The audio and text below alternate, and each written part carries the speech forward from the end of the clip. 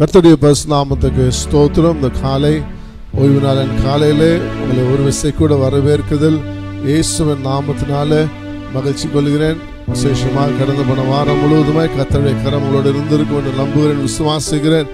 இந்த ஓய்வு நாளை காண செய்த கர்த்தரை நோக்கி பார்த்து நம்ம கொஞ்ச நேரம் ஆண்டவரே, இந்த நாள் ஆண்டவரே உடைய சமூகத்தில் கடந்து வந்திருக்க என்னை நீங்க ஆசீர்வதிங்கப்பா என்று சொல்லி கொஞ்ச நேரம் கர்த்தரை அப்படியே ஸ்தோத்தரிப்போமா. ஹல்லேலூயா. ஸ்தோத்தரிக்கிறோம், ஸ்தோத்தரிக்கிறோம், ஸ்தோத்தரிக்கிறோம். இயேசுவே உம்மை ஸ்தோத்தரிக்கிறோம் அப்பா. நல்லவரே உம்மை ஸ்தோத்தரிக்கிறோம். பரிசுத்த தேவனே உம்மை ஸ்தோத்தரிக்கிறோம்.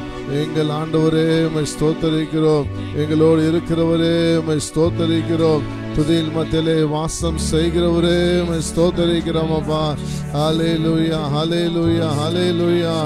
ஏசப்பா உமக்கு நன்றி, நன்றி, நன்றி, நன்றி, நன்றி, நன்றி, நன்றி அப்பா. ஹல்லேலூயா. ஸ்தோத்திரம். எங்களை கிருபையா நேசிக்கிற நல்ல தகப்பனே, மனமகிழ்ச்சியான இந்த காலை வேலைக்காய் நான் நன்றியோட துதிக்கிறேன், ஸ்தோத்தரிக்கிறேன். அந்த ஓய்வு நாளிலும் உடைய சமூகத்திலே கடந்து வந்திருக்கிறோம். தேவ பிரசனத்தால் எங்களை மூடுகிறபடியால் நமக்கு நன்றி அப்பா. வீட்டிலிருந்து ஆராதிக்கிற ஒவ்வொருடைய வீட்டையும் நீர் ஆசீர்வதிங்க. தெய்வீக பிரசனத்தால் ஒவ்வொரு வீட்டையும் மூட வேண்டும் நாங்கள் ஜெபிக்கிறோம் அப்பா. நாங்கள் இந்த கால வேளையில செய்கிற ஒவ்வொரு காரியத்திலும் தெய்வ நாமத்தை மாத்திரம் மகிமைப்படுத்த தேவன் கிருபை பாராட்டுங்க. பாடுகிற பாடலை ஆசீர்வதிங்க. இரண்டு துதி ஸ்தோத்திரத்தை அங்கீகரிங்க. எல்லாவற்றுக்கும் மேலாகப்பா உடைய வார்த்தையை பேசுகிற வேலை நீராண்டவரே உடைய சத்தத்தை நாங்கள் கேட்க கிருபை தாங்கப்பா. எங்கள் வாழ்க்கையை அபியாசப்படுத்தி உடைய நாமத்தை மகிமைப்படுத்த கிருபை தர வேண்டுமா நான் ஜெபிக்கிறேன் அப்பா. ஓ தேங்க்யூ ஜீசஸ். ஆசீர்வதிங்க, ஆசீர்வதிங்க. இயேசுவின் நாமத்தினாலே கேட்டு நல்ல பிதாவே. ஆமென், ஆமென், ஆமென். ஹல்லேலூயா. நாம் சில பாடலை பாடி இந்த கால வேளையில தேவ நாமத்தை மகிமைப்படுத்துவோம். சாம்பலுக்கு சிங்காரத்தை தந்தார், துயரத்துக்கு ஆனந்தத்தை தந்தார். ஹல்லேலூயா.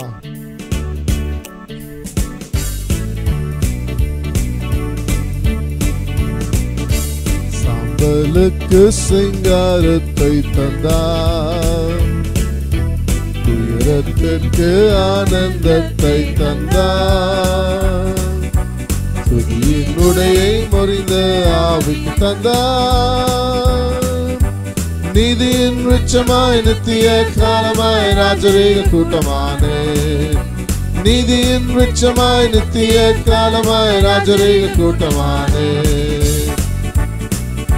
சாம்பலுக்கு சிங்காரத்தை தந்தார், துயரத்துக்கு ஆனந்தத்தை தந்தார், துதியினுடையை முறிந்த ஆவிக்கு தந்தார், நீதியின் விருட்சமாய் நித்திய காலமாய் ராஜரீக கூட்டமானே, நீதியின் விருட்சமாய் நித்திய காலமாய் ராஜரீக கூட்டமானே.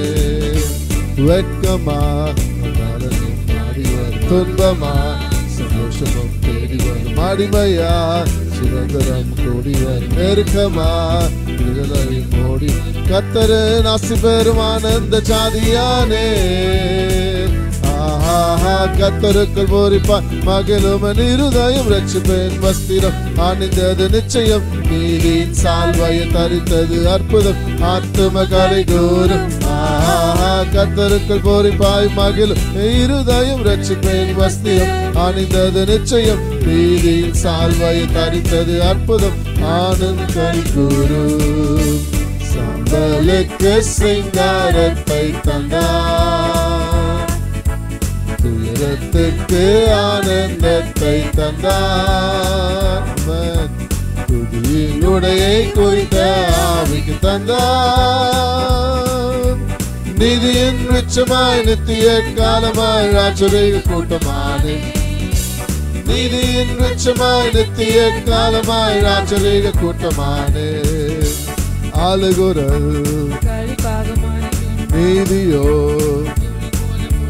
பால் நிலம் செல்வமோ,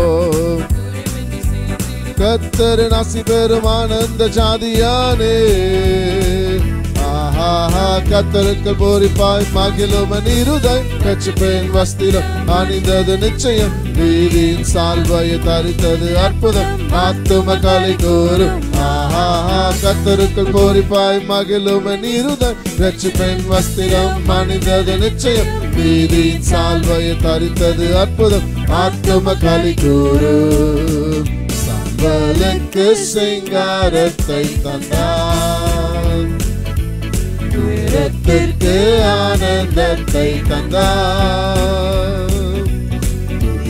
உடையை முறிந்த ஆவிக்கு தந்தார் நீதியின் மிச்சமாய் நித்திய காலமாய் ராஜரீக கூட்டமானே அமன் நீதியின் மிச்சமாய் நித்திய காலமாய் ராஜரீக கூட்டமானே ஹல்லேலூயா ஹல்லேலூயா கர்த்தருக்குள் பூரிப்பாய் மகிழும் ஒரு சமூகத்துக்குள்ளாய் ஒரு நேரத்துக்குள்ளாய் நாம் கடந்து வந்திருக்கோம் ஹல்லேலூயா கர்த்தரோடு கூட சேர்ந்து இருக்கிற ஐக்கியம் எங்கும் கிடைக்காத ஒரு சந்தோஷம் ஹல்லேலூயா அதுதான் இந்த பாடல் பாட what a fellowship what is joy divine leaning on the everlasting ஒவ்வொரு நேரம் கர்த்தர் சமூகத்தை கடந்து சென்று அவரோடு சாய்ந்து இளைப்பாற வேளையிலே கர்த்தர் எல்லா ஆசீர்வாதத்தை தருகிறார் ஹல்லேலூயா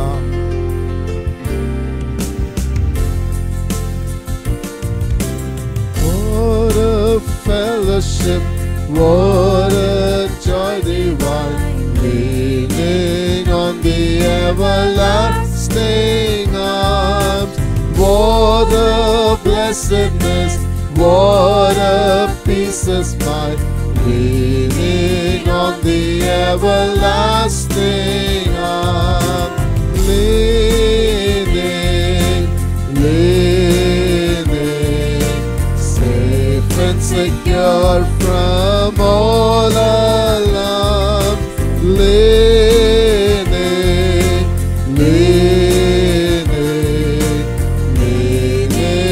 on the everlasting arm. Oh, how sweet to walk in this pilgrim way, leaning on the everlasting arm. Oh, how bright the path grows from day to day, leaning on the everlasting arm. Leaning, safe and secure from all alarm. Leaning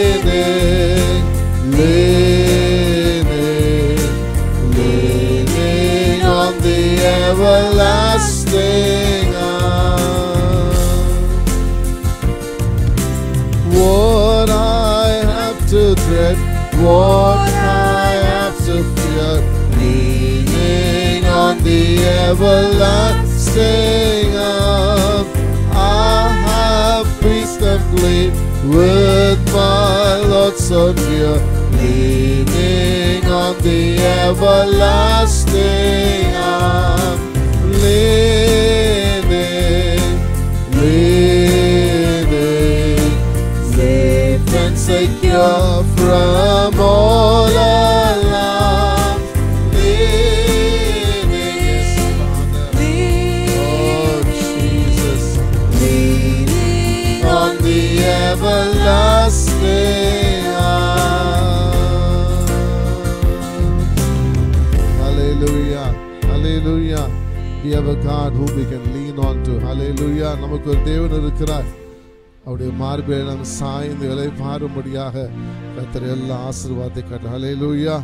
அன்பராம் இயேசுவின் அன்பினை எண்ணியே அளவில்லா துதிகளுடன் சந்தோஷ கீதங்களால் என்னாலும் பாடியே போற்றிடுவேன், பரமனை ஸ்தோத்தரிப்பேன். ஹல்லேலூயா. இயேசு ராஜாவே நாம் ஸ்தோத்தரிக்க போகிறோம். நன்றி அப்பா.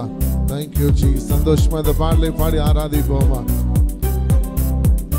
உற்சாகமாய் கரங்களை தட்டி வீடு ஆராதித்தார். எழுந்து நின்று கொள்ளுங்கள் கர்த்தருடைய சமூகத்திலே. ஹல்லேலூயா.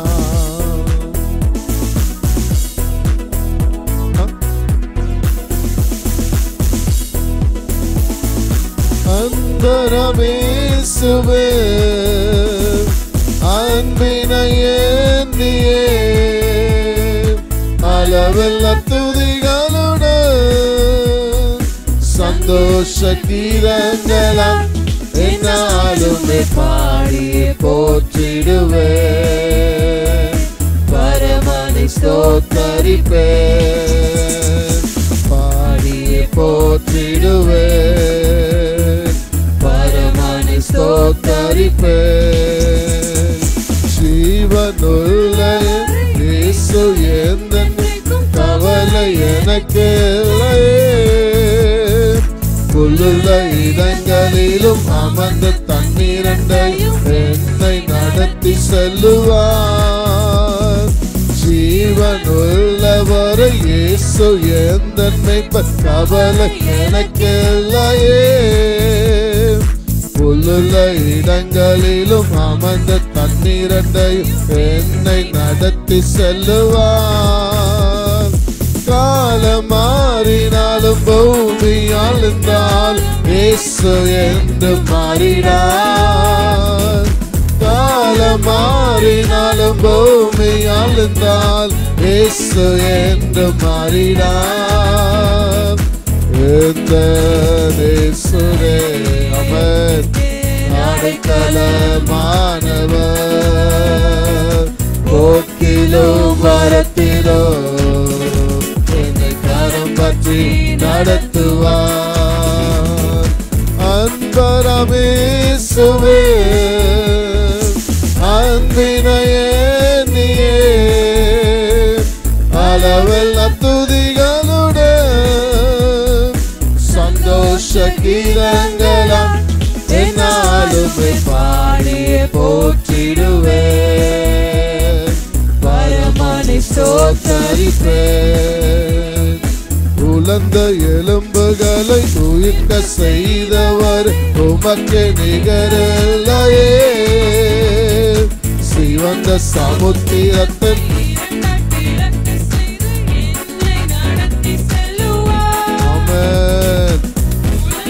எலும்புகளை உயிர்க்க செய்தவர் உமக்கு நிகரில்லையே.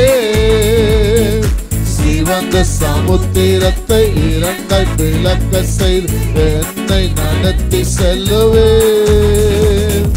நல்ல தேவனின் வல்ல வார்த்தைகள் எந்த வாழ்வு மலரும். எந்த தேவனின் எந்த வாழ்வு மலரும். எந்த தேவனே அமர் பரிகாரியானவர். புதிய கிருபைகள் அனுதினமும் தருபவர். அமர் அன்பரமே சுவே அன்பினையே நீயே அளவெல்ல துதிகளுடன் சந்தோஷ கீதங்களாம் என்னாலுமே பாடியே போற்றிடுவேன். அமர் பரமனை ஸ்தோத்தரிப்பேன். வான சேனைகள் கார சத்தம் மூலங்க மேகம் மீதில் ஒரு நாள் மாசற்ற ஜோதியாக மகிமை ராஜனாக மணவாளன் வந்திடுவார். வான சேனை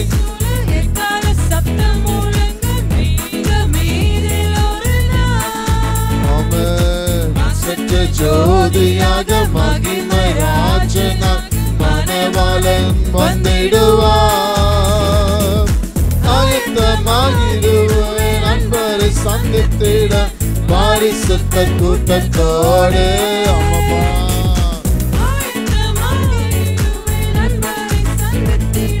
பாரிசுத்த கூட்டத்தோடு அந்த நாள் சமீபமே.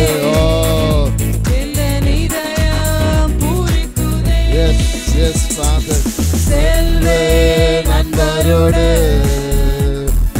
வாழ்வே நித்தியமாய். சொல்லுமா நண்பரமே சுவே அன்பினையே நீயே அளவெல்ல துதிகளுடன்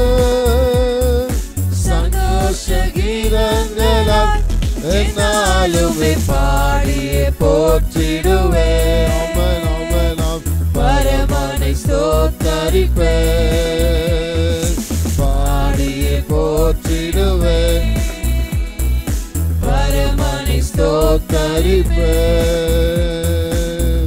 ஹல்லேலூயா ஹல்லேலூயா. கொஞ்ச நேரம் கர்த்தரை அப்படியே ஸ்தோத்தரிப்போமா. அன்பராம் இயேசுவின் அன்பை நினைக்கல கர்த்தர் நமக்காக ரத்தம் சிந்தி நம்மை மீட்டு அவருடைய சொந்த பிள்ளைகளாய் மாற்றிருக்கிறாரு. எவ்வளவு பெரிய அன்பு கர்த்தர் நம்ம வைத்திருக்கிறார். ஹல்லேலூயா. பிதா நம்ம அன்பு வைத்தபடினாலே அவருடைய சொந்த குமாரனை இந்த உலகத்தை நமக்காய் அனுப்பினாரு. இயேசு நமக்காய் சிலுவையிலே மரித்து ரத்தம் சிந்து இந்த நாளிலே நம்ம அவரோடு சேர்த்து கொண்டு இருக்கிற ராஜாவை நம்ம எதிர்பார்த்து கொண்டிருக்கிறோம். ஹல்லேலூயா. நாம் பரிசுத்தமாய் காணப்படுகிற வேளையில வானத்தே சேனைகளோடு கூட எக்கால சத்தம் இயேசு வரப்போகிறாரு.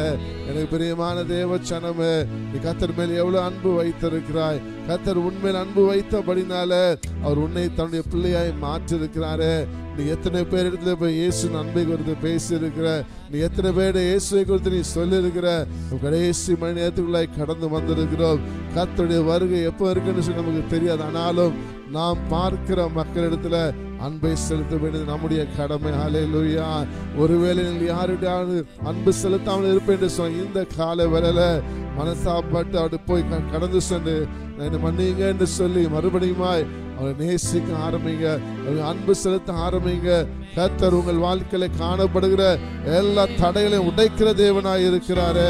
ஹல்லேலூயா. ஸ்தோத்திரம் ஸ்தோத்திரம் ஸ்தோத்திரம் ஸ்தோத்திரம். ஓ thank you Jesus, thank you Father. Hallelujah. Thank you Lord. Oh Jesus. Hallelujah. பூமியின் ராஜாவே, உலகத்தை நம்மை தேடி வந்த இயேசுவுக்கு நாம் நன்றி சொல்ல போகிறோம். உற்சாகமாய் பாடுவோம். ஹல்லேலூயா.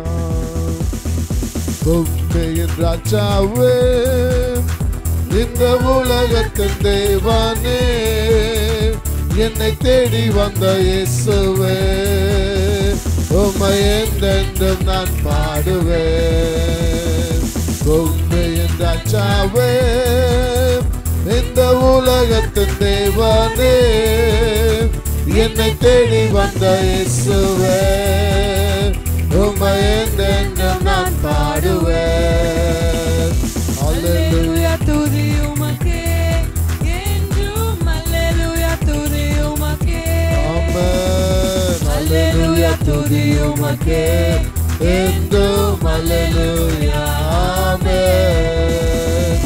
எல் ஷடாய் என்றும் அழைப்பேன், தேவையை சந்திக்கும் வல்லவனே. எல் ஷடாய் என்றும் அழைப்பேன், தேவையை சந்திக்கும் வல்லவனே. நல்லவனே, உயர்ந்தவனே, நீரே கர்த்தரே. ஆமென். நல்லவனே, உயர்ந்தவனே, நீரே கர்த்தரே. அல்லேலூயா. துதி உமக்கே என்றும். அல்லேலூயா. துதி உமக்கே. அல்லேலூயா. துதி உமக்கே. சொல்லுமா. என்றும். அல்லேலூயா. ஆமென். மெசியா என்றும் அழைப்பேன், அன்பாலே ரட்சிப்பு தந்தவரே. மெசியா என்றும் அழைப்பேன், அன்பாலே ரட்சிப்பு தந்தவரே. பரிசுத்தரே, படைத்தவரே, நீரே ரட்சகரே. ஆமென். பரிசுத்தரே, நீரே ரட்சகரே. ஆமென் ஆமென் ஆமென். அல்லேலூயா. துதி உமக்கே என்றும். அல்லேலூயா. துதி உமக்கே. அல்லேலூயா. துதி உமக்கே என்றும். அல்லேலூயா. ஆமென். அற்புத தேவன் என்று அழைப்பேன், அதிசய தேவனுமானவரே.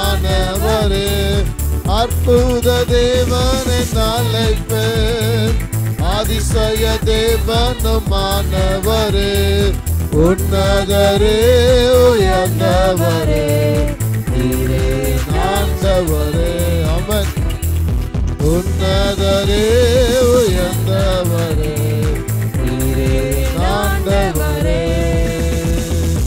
அல்லேலூயா துதி உமக்கே என்றும் அல்லேலூயா துதி உமக்கே ஆமென் அல்லேலூயா துதி உமக்கே என்றும் அல்லேலூயா ஆமென் அல்லேலூயா அல்லேலூயா கொஞ்ச நேரம் கர்த்தரை ஸ்தோத்திரிப்போமா அல்லேலூயா அல்லேலூயா இயேசுவே உமக்கு நன்றி அப்பா பூமியின் ராஜாவே இந்த உலகத்தை படைத்த நேசரே அப்பா நீர் என்னை தேடி வந்தீங்கப்பா அதற்கான நன்றி செலுத்துகிறேன் அப்பா நானுமே தேடி வரல ஆனாலும் இயேசு நீர் என்னை தேடி வந்தபடியால் உமக்கு நன்றி அப்பா எங்கோ அலைந்து திரிந்த என்னை அவ்வளவான சேற்றிலே ஊறியிருந்த என்னை கரைத்தை பிடித்து தூக்கி நிறுத்தினரே உமக்கு நன்றி அப்பா ஹல்லேலூயா ஹல்லேலூயா ஹல்லேலூயா என் வாழ்க்கையில மேசியாவாக வந்த இயேசுவே ஒவ்வொரு நாளும் அற்புதங்களையும் ஆண்டவரே நம் அடையாளங்களின் வாழ்க்கையை செய்து நாமத்தை மகிமைப்படுத்தி வருகிறே உமக்கு நன்றி அப்பா ஏற்போம் அற்புதங்கள் செய்கிற தேவன் நம்முடைய தேவன் ஹல்லேலூயா God is a God who always does miracles. He always does wonders in our life. ஆகவே நாம் எதை குறித்தும் பயப்பட வேண்டாம் எதை குறித்தும் அஞ்ச வேண்டாம் நம் இயேசு நம்மோடு இருக்கிறபடினாலே ஹல்லேலூயா ஹல்லேலூயா அவர் எல்லா அற்புதங்களையும் செய்கிற தேவனாய் இருக்கிறார் ஓ தேங்க்யூ ஃபாதர் ஹல்லேலூயா அந்த இயேசு நம்மை தேடி போற வேலையெல்லாம் நம்மை தேடி வந்த இயேசுவை நாம் தேடி போற வேளையில அவர் நம்மத்திலே உலாவி கொண்டிருக்கிற தேவனாய் இருக்கிறாரே ஹல்லேலூயா பாடலை பாடி அப்படியே தேவனை நாமத்தை மகிமைப்படுத்துவோம் மனிதர்கள் மத்தியில் வாசம் செய்பவரே எங்கள் நடுவிலே வசித்திட விரும்பிடும் தெய்வமே ஓ ராமால வீரவா தேங்க்யூ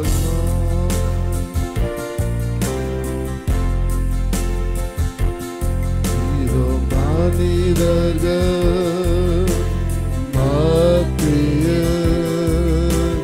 வாசம் செய்பவரே எங்கள் நடுவிலே வசித்திட விரும்பிடும் தெய்வமே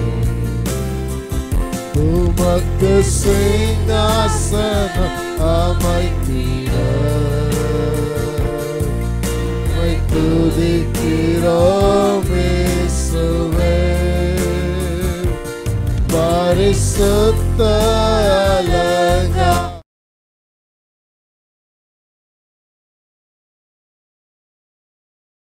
இயேசுவே எங்கள் மத்தியில் உலாவிடும் எங்களோடு வாசம் செய்யும் எங்கள் மத்தியில் உலாவிடும் எங்களோடு வாசம் செய்யும் ஓ நீ மத்தியிலே உலாவிற ஆண்டவர் நம் மத்தியிலே வாசம் பண்ண விரும்புகிற நம்முடைய ஆண்டவர் நோக்கி பார்க்கும் போதெல்லாம் ஒரு சமூகத்தை கடந்து வருகிற வேலையெல்லாம் கர்த்தர் உங்களை நோக்கி பார்க்க வல்லவராயிருக்கிறார் ஹல்லேலூயா ஓ அவர் அப்படியே ஆராதிப்போமா இதோ மனிதர்கள் மத்தியில் வாசம் செய்பவரே எங்கள் நடுவிலே வசித்திட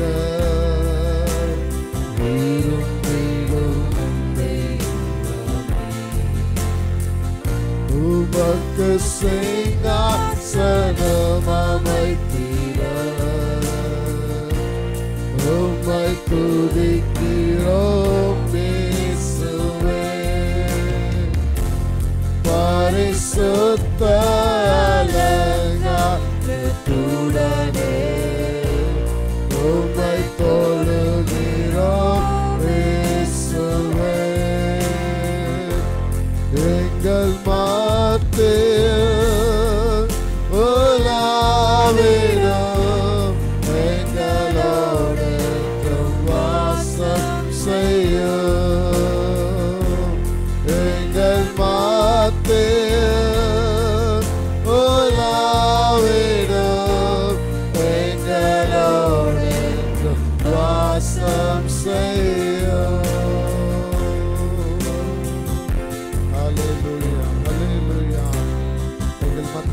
வாசம் பண்ணுகிற ஆண்டவரே, எங்களுக்குள்ள வாசம் பண்ணுகிற ஆண்டவரே, ஒவ்வொரு நாளும் உடைய சத்தத்தை கேட்டு உடைய சித்தத்தை செய்து நடக்க எங்களுக்கு அர்ப்பணித்து தாருங்க ஆண்டவரே. எங்களுடைய சித்தம் வேண்டாம் ஆண்டவரே, எப்பொழுதுமே எங்கள் நடுவில் வாசம் பண்ணுகிறபடினால we will listen to your voice, Father, and we will do according to your will, Master. உம்முடைய சித்தத்தை செய்து ஆண்டவரே அதற்கு நம்ம நடக்க எங்களுக்கு கிருபை தாங்கப்பா. ஹல்லேலூயா, ஹல்லேலூயா, ஹல்லேலூயா, ஹல்லேலூயா. ஓ ரபாலதீரா ஆண்டவரே, ஒவ்வொரு விசுவாசத்தின் வாழ்க்கையில நீர் வாசம் பண்ணுங்க ஆண்டவரே. அவர் இல்லத்திலே தலைவராயிருங்க ஆண்டவரே, தொழிலே தலைவராயிருங்கப்பா, வேலை ஸ்தலத்திலே தலைவராயிருங்க ஆண்டவரே. அவரோட வாசம் பண்ணி விரும்புகிற அனைத்து ஆசீர்வாதத்தால் நிரப்புங்கப்பா. ஒரு உயர்வை கட்டளையிடுங்க ஆண்டவரே. எப்பொழுதும் மத்தியிலே வாசம் பண்ணுகிற ஆண்டவரை நினைத்த ஆண்டவரே, தன்னுடைய பேச்சு, தன்னுடைய செயல்கள், தன்னுடைய நடக்கை எல்லாவற்றையும் மாற்றிக்கொள்ள கிருபை தாங்கப்பா. அப்படி ஆண்டவரே ஜீவிக்கிற வேலையில பரிசுத்தத்தின் மேல் பரிசுத்தத்தால் நடத்தி ஆண்டவரை ஆசீர்வதிக்க வல்லவராய் இருக்கிறப்பா. அதற்காக உமக்கு நன்றி ஆண்டவரே. இயேசுவே உமக்கு நன்றி அப்பா. காலை வேலைக்காக நன்றி ஆண்டவரே. எங்கள் மத்தியிலே வாசம் பண்ணவர், எங்கள் மத்தியிலே உலாவி கொண்டு இருக்கிறவர், நாங்கள் நன்றியோடு துதிக்கிறோம், ஸ்தோத்திரிக்கிறோம். மீதியான வேலையை பொறுப்பெடுத்துக் கொள்ளுங்க, ஆசீர்வதிங்க. இயேசுவின் நாமத்தினாலே கேட்ட நல்ல பிதாவே, ஆமென், ஆமென், ஆமென். ஹல்லேலூயா, ஹல்லேலூயா. கர்த்தருடைய பரிசுத்த நாமத்துக்கு ஸ்தோத்திரம். இந்த ஓய்வு நாளிலும் உம்முடைய சமூகத்திலே கடந்து வந்து கர்த்தருடைய சமூகத்தில் அவரை துதிக்கும்படியாக, ஆராதிக்கும்படியாக நேரத்தை செலவழிக்கும்படியாக கர்த்தர் கொடுத்த கிருபைக்காய் நன்றி. ஹல்லேலூயா. எத்தனையோ பேருக்கு இந்த ஸ்லாக்கியம் இல்லை. அது கர்த்தர் சுத்த கிருபையினால நம்மை நடத்தியிருக்கிறார், நம்மை கொண்டு வந்திருக்கிறார்.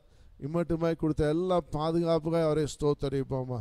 ஹல்லேலூயா, ஹல்லேலூயா. நமக்கு ஸ்தோத்திரம். விசேஷமாக இந்த வாரத்தில் பிறந்த நாளை காண்கிற பிள்ளைகளுக்காக செபிக்க போகிறோம். திருமண ஆண்டிலே புதிய ஆண்டுக்குள்ளே போகிற பிள்ளைகளுக்காக செபிக்க போகிறோம். கர்த்தர் ஒவ்வொருவரையும் ஆசீர்வதிக்கும். அது மாத்திரமல்ல, நம்முடைய வாழ்க்கையிலும் கொடுமையான நாட்களே கடந்து வந்திருக்கிறோம் கர்த்தர். ஆனால் நம்மை செட்டேன் மறைவுகளை வைத்து மறைத்து, இரத்த கோட்டைக்குள்ளே வைத்து மறைத்து ஒவ்வொரு நாளும் நம்ம நடத்தி வருகிறாரே, அதற்கான எப்போதும் கர்த்தரை துதிக்க வேண்டும், ஸ்தோத்திரிக்க. அவர் இருந்த இடத்துல கண்களை மூடி இம்மட்டுமாய் நம்மை நடத்தின தேவன் தொடர்ந்து நடத்தி ஆசீர்வதிக்க வேண்டும் என்று சொல்லி நம்ம அப்படியே கர்த்தரை கொண்டு ஸ்தோத்திரித்து நாம் செபிப்போம். ஹல்லேலூயா. இயேசுவே ஸ்தோத்திரிக்கிறோம் அப்பா, ஸ்தோத்திரிக்கிறோம், ஸ்தோத்திரிக்கிறோம், ஸ்தோத்திரிக்கிறோம். எங்களை கிருபையா நேசிக்கிற நல்ல தாப்பனே, இந்த கால வேலைக்காக நன்றி ஆண்டவரே. இந்த ஓய்வு நாளிலும் சமூகத்திலே கடந்து வர தேவன் தந்த கிருபைக்காய் ஸ்தோத்திரம் ஆண்டவரே. எத்தனையோ பேருக்கு இந்த 4 ஆண்டவர் சமூகத்தில் கடந்து வர கிருபை இல்லையப்பா. ஆனாலும் கர்த்தர் எங்களுடைய வாழ்க்கையில் ஆண்டவரே கொடுத்த அந்த மகா பெரிய கிருபைக்காய் நன்றி அப்பா. இக்கட்டிலிருந்து பாதுகாத்து கொண்டீங்க, 3 வேளை போஷிக்கிறீங்க, கையின் பிரயாசத்தை ஆசீர்வதிக்கிறீங்க. எல்லாவற்றுக்கும் மேலாகப்பா என் இயேசுவில் நிலைத்திருக்க கொடுத்த எல்லா கிருபைகளுக்காய் நாங்கள் நன்றியோடு ஸ்தோத்திரிக்கிறோம் ஆண்டவரே. விசேஷமாக தாப்பனே, இந்த வாரத்திலும் அப்பா பிறந்த நாளை காண்கிற பிள்ளைகளுக்காக செபிக்கிறேன். திருமண ஆண்டிலே புதிய ஆண்டுகளே கடன் செல்ல பிள்ளைகளுக்காக செபிக்கிறேன். என் தேவன் நீங்க ஆசீர்வதிங்கப்பா, ஆசீர்வதிங்கப்பா. ஒவ்வொரு தேவையிலையும் சந்தித்து தேவக்கரம் கூடுது நடத்த வேண்டும் நாங்கள் ஸ்தோத்திரிக்கிறோம். எல்லா பெரியவர்களுக்காக நான் செபிக்கிறேனப்பா. ஆண்டவரே, வயதான நாட்களே தேவனுடைய பலப்படுத்தி ஆசீர்வதிங்கப்பா. வாழ்வு பிள்ளைகளுக்காக செபிக்க, வசத்தில் உறுதியாய் தரித்திருந்து நாமத்தை மகிமைப்படுத்த கிருபை தாங்க. எல்லா சிறு பிள்ளைகள் மேலும் உடைய கரத்தை வைத்து ஆசீர்வதிங்கப்பா, ஆசீர்வதிங்க. ஒவ்வொரு மேலும் கரம் இருக்கிறது. காலை வேளையில் ஆண்டவரே உடைய சமூகத்தில் கொண்டு வந்த முடியால் மறுபடியும் நன்றி எடுத்து துதிக்கிறேன், ஸ்தோத்திரிக்கிறேன். இந்த நாளை எங்களுக்கு ஆசீர்வதித்து தாங்க. இயேசுவின் நாமத்தினாலே கேட்ட நல்ல பிதாவே, ஆமென், ஆமென், ஆமென். ஹல்லேலூயா, ஹல்லேலூயா.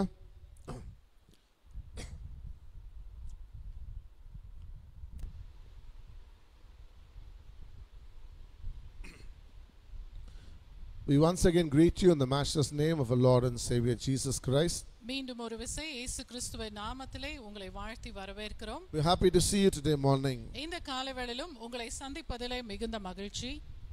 I believe each and every one of you are blessed in the Lord. நான் நம்புகிறேன் நீங்கள் ஒவ்வொருவரும் இயேசு கிறிஸ்துவின் நாமத்தினாலே ஆசீர்வாதம் பெற்றிருப்பீர்கள் என்று சொல்லி. So continue to be blessed and bless others. ஆகவே தொடர்ச்சியாக ஆண்டவருடைய கரத்திலிருந்து ஆசீர்வாதத்தை பெற்றுக்கொள்ளுங்கள், மற்றவர்களுக்கும் ஆசீர்வாதமாய் காணப்படுங்கள். We'll go to the word of God. கர்த்தருடைய வார்த்தைக்கு நேராய் நாம் கடந்து செல்லலாம். So today you and I call ourselves as Christians. இன்றைக்கு நீங்களும் நானும் நம்மை கிறிஸ்தவர்கள் என்று சொல்லி நாம் அழைக்கிறோம். What is the meaning of the word Christian? கிறிஸ்தவர்கள் என்று சொல்லும் பொழுது அந்த வார்த்தையினுடைய அர்த்தம் என்னவாக இருக்கிறது? In Greek, the Greek word Christianos means followers of Christ. கிரேக்க மொழியிலே கிறிஸ்டியானோஸ் என்று சொல்லக்கூடிய அந்த வார்த்தையானது இயேசு கிறிஸ்துவை பின்பற்றுகிறவர்கள் என்று சொல்லுகிற அர்த்தமாய் இருக்கிறது. So this word Christianos comes from Christos, meaning anointed one. இந்த கிறிஸ்டியானோ என்று சொல்லுகிற அந்த வார்த்தையானது கிறிஸ்டோஸ் என்று சொல்லக்கூடிய ஒரு வார்த்தையிலிருந்து மழுவி வருகிறது. அந்த வார்த்தையினுடைய அர்த்தம் என்னவென்று சொன்னால் அபிஷேகம் பண்ணப்பட்டவர் என்று அர்த்தமாகிறது. In English it means followers of Jesus Christ. ஆங்கிலத்தில் பார்க்கும் பொழுது இயேசு கிறிஸ்துவை பின்பற்றுகிறவர்கள் என்று அது காணப்படுகிறது.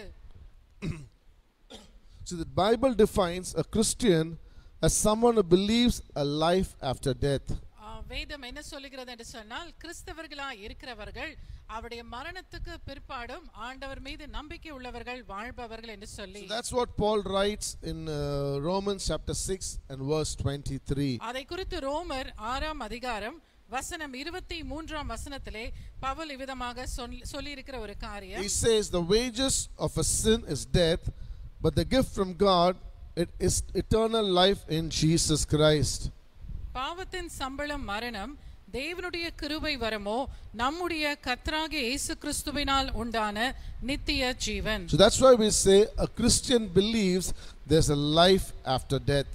ஆகவே தான் நான் சொன்னேன் ஒவ்வொரு கிறிஸ்தவர்களும் மரணத்துக்கு பிற்பாடு இருக்கிற வாழ்க்கையை மீது நம்பிக்கை உள்ளவர்கள். So if we say a Christian is someone who is following Jesus Christ, கிறிஸ்தவர்கள் என்று சொல்லும் பொழுது இயேசு கிறிஸ்துவை பின்பற்றுகிறவர்கள் என்று சொல்லியிருந்தேன். it means they are following someone else before they follow Jesus Christ. அப்படி பார்க்கும் பொழுது இயேசுவை பின்தொடர்வதற்கு முன்பதாக அவர்களுடைய வாழ்க்கையிலே வேறு ஏதாவது ஒரு காரியத்தை அவர்கள் பின்பற்றினவர்களாக இருந்திருப்பார்கள். So God delivered them from what they were following and made them follow him. ஆகவே கர்த்தர் அவருடைய வாழ்க்கையிலே எதை அவர்கள் பின்தொடர்ந்து கொண்டு இருந்தார்களோ அதிலிருந்து ஒரு விடுதலையை கொடுத்து இயேசுவை பின்பற்றிக் கொள்ளக்கூடிய இருதயத்தை அவர்களுக்கு கொடுத்தார். Similarly in our life we were following something else, we were doing something against God. God came and took us to him, and today we call ourselves as Christians. அதே போல நம்முடைய வாழ்க்கையிலும் கூட எதையோ பின்தொடர்ந்து வாழ்ந்து கொண்டிருந்த நாம் ஆண்டவர் நம்மை தேடி வந்து நமக்கு அவரை வெளிப்படுத்தின பொழுது நாம் எல்லாவற்றையும் விட்டு ஆண்டவரை பின்தொடர்ந்து கொண்டிருக்கிறோம். What is that God delivered us? ஆண்டவர் எதிலிருந்து நமக்கு விடுதலை கொடுத்தார்? Kindly turn with Isaiah chapter 61. ஏசாயா 61ஆம் அதிகாரத்துக்கு நேராக வேதத்தை திருப்பலாம். We read verse 1 to 3 to you. அங்கே இருக்கக்கூடிய 1, 2, 3 வசனங்களை நாங்கள் வாசிக்கிறோம். The Spirit of the Lord God is upon me, because the Lord has appointed me to preach good tidings to the poor. He has sent me to heal the brokenhearted, to proclaim liberty to the captives, and the opening of the prison to those who are bound. And verse 2 it says, to proclaim the acceptable year of the Lord, and the day of vengeance of our God, to comfort all who mourn. Verse 3 it says, to console those who mourn in Zion, to give them beauty for ashes, the oil of joy for mourning, the garment of praise for the spirit of heaviness, that they may be called trees of righteousness, the planting of the Lord, that he may be glorified. ஏசாயா 61ஆம் அதிகாரம் வசனங்கள் 1, 2, 3. கர்த்தராகிய தேவனுடைய ஆவியானவர் என்மேல் இருக்கிறார், சிறுமைப்பட்டவர்களுக்கு சுவிசேஷத்தை அறிவிக்க கர்த்தர் என்னை அபிஷேகம் பண்ணினார்.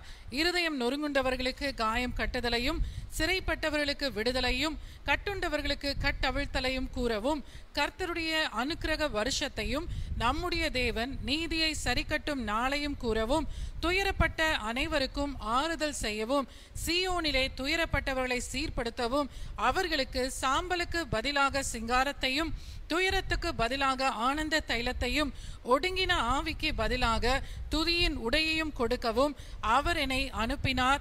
அவர்கள் கர்த்தர் நம்முடைய மகிமைக்கென்று நாட்டின நீதியின் விருட்சங்கள் எனப்படுவார்கள். Hallelujah. Hallelujah. So this prophecy relates to Jesus Christ. இந்த தீர்க்கதரிசன வார்த்தைகள் இயேசு கிறிஸ்துவுக்கு உரிய ஒரு வார்த்தைகளாக And இருக்கிறது. these words, it says what is that Jesus is going to deliver.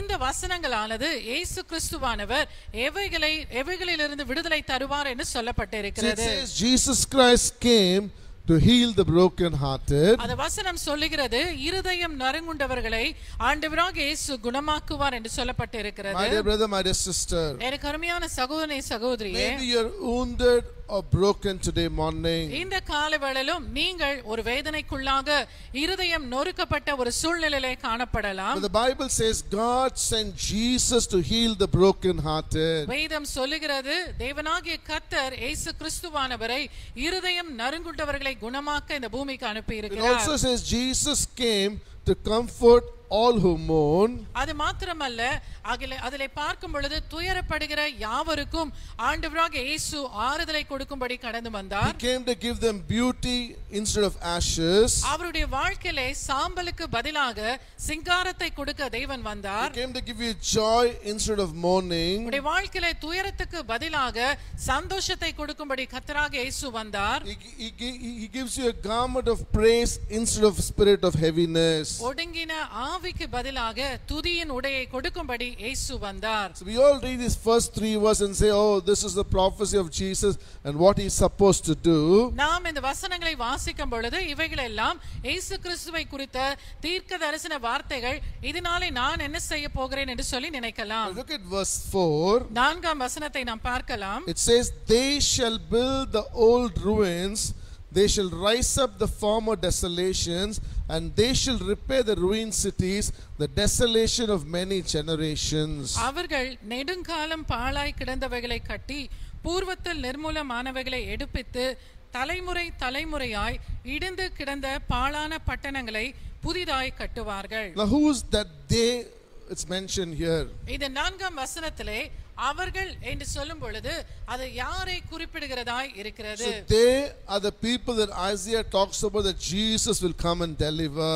அவர்கள் என்று சொல்லும் பொழுது இயேசு கிறிஸ்து யாரை எல்லாம் விடுதலை ஆக்குவாரோ அவர்களை குறித்து தான் அவர்கள் என்ற வார்த்தை So in குறிப்பிட்டிருக்கிறது. verse 4 it tells us, 4ஆம் வசனம் சொல்லப்பட்டிருக்கிறது, the people whom Jesus delivers, இயேசு கிறிஸ்து யாரை எல்லாம் விடுதலையாக்கி இருக்கிறாரோ they will stand up and do something for him. அவர்கள் எழுந்து நின்று ஆண்டவருக்காக ஏதாகிலும் ஒரு காரியத்தை செய்வார்கள். Hallelujah. Hallelujah. I want to make one thing very clear today morning. இந்த காலைவேளையிலும் ஒரு காரியத்தை உங்களுக்கு தெளிவிக்க So if விரும்புகிறேன். it is true that God has delivered you, ஆண்டவர் உங்களை நிச்சயமாக விடுதலை ஆக்கி இருக்கிறார் என்பது உண்மை என்று if சொன்னால், it is true that he died on the cross for you and for me, உங்களுக்காகவும் எனக்காகவும் அவர் சிலுவையிலே மரித்தது உண்மையா இருக்கும் என்று so that சொன்னால், we are free from the bondage of sin, நம்முடைய வாழ்க்கையிலே பாவத்தினுடைய அடிமைதனத்திலிருந்து நமக்கு தேவன் விடுதலை it தந்திருக்கிறார். means God has a big plan for you. அப்படி என்று சொல்லி பார்க்கும் பொழுது உங்களுக்காக தேவன் பெரிய ஒரு திட்டத்தை வைத்திருக்கிறார். He's chosen you because he's got a purpose on you. உங்கள் மீது அவருடைய நோக்கம் இருக்கிறபடினாலே உங்களை அவர் தமக்காய் தெரிந்து Now கொண்டிருக்கிறார். what is the purpose? அந்த நோக்கம் என்ன? We read in verse 4, 4ஆம் வசனத்திலே அதை வாசிக்கிறோம். to build the ruins, to rise up the former desolation, and to repair the ruined cities destroyed by many generations. பாழாய் கிடந்தவைகளை கட்டி பூர்வத்தில் நிர்மூலமானவைகளை எடுப்பித்து தலைமுறை தலைமுறையாய் இடிந்து கிடந்த பாழான பட்டணங்களை புதிதாய் கட்டுகிற So பணியானது. God has delivered you because he's chosen you. ஆண்டவர் நம்மை தெரிந்தபடினாலே நம்மை அவர் விடுதலையாக்கி இருக்கிறார். It means he's got a great expectations from you. அப்படி பார்க்கும் பொழுது உங்களுடைய வாழ்க்கையிலிருந்து கர்த்தர் அதிகமான எதிர்பார்ப்புகளை You வைத்திருக்கிறார். need to understand that today morning. இந்த காலை வேளையிலும் அதை நீங்கள் நன்றாக புரிந்து கொள்ள வேண்டும். So for us to fulfill God's desire, we first should know what is the purpose for which he has delivered us. நம்மீது கர்த்தர் வைத்திருக்கிற தம்முடைய பிரியம் என்னதென்று சொல்லி நாம் அறிந்து கொள்ளும் பொழுதுதான் ஆண்டவர் நம்முடைய வாழ்க்கையில என்ன நோக்கம் வைத்திருக்கிறார் என்று சொல்லி நன்றாக நாம் புரிந்து கொள்ளலாம். Today morning quickly I want to study about 3 Bible characters. இந்த காலை வேளையிலும் வேகமாக 3 வேதாகம புருஷர்களை குறித்து நான் பேச I want விரும்புகிறேன். to see whether they fulfill the desire that God had on them. ஆண்டவர் அவர்கள் மீது வைத்திருந்த தம்முடைய நோக்கத்தை அவருடைய வாழ்க்கையிலே நிறைவேற்றினார்களா என்று நாம் பார்க்க இருக்கிறோம். First, முதலாவதாக the people of Israel lived in slavery in Egypt. இஸ்ரவேல் ஜனங்கள் எகிப்து தேசத்திலே அடிமைகளாக வாழ்ந்து கொண்டிருந்தார்கள். So they were suffering and they were groaning and crying to God. அவருடைய வாழ்க்கையிலே अनेक பாடுகள் மத்தியிலே ஆண்டவரை நோக்கி முறையிட்டுக் கொண்டிருந்தார்கள். They say, God, please take us out of this place. அவர்கள் ஆண்டவரை நோக்கி எங்களுக்கு இந்த இடத்திலிருந்து ஒரு விடுதலை வேண்டும் என்று கேட்டார்கள். But while the people were crying and groaning, அந்த ஜனங்கள் ஆண்டவரை பார்த்து கதறிக்கொண்டு முறையிட்டுக் கொண்டும் இருக்கிறதான வேளையிலே God did something silently for them. ஆண்டவர் அவர்களுக்காக அமைதலோடு ஒரு காரியத்தை செய்து கொண்டிருந்தார். Because God had already promised Abraham earlier that his people will be in bondage and he will deliver them and take them to the land flowing with milk and honey. இதை குறித்து ஆண்டவராகிய கர்த்தர் ஏற்கனவே ஆபிரகாம் இடத்திலே அவர் வாக்கு பண்ணி இருந்த ஒரு காரியம் என்னவென்று சொன்னால், அவனுடைய சந்ததியானது எகிப்து தேசத்திலே அடிமைகளாக வாழ்வார்கள்.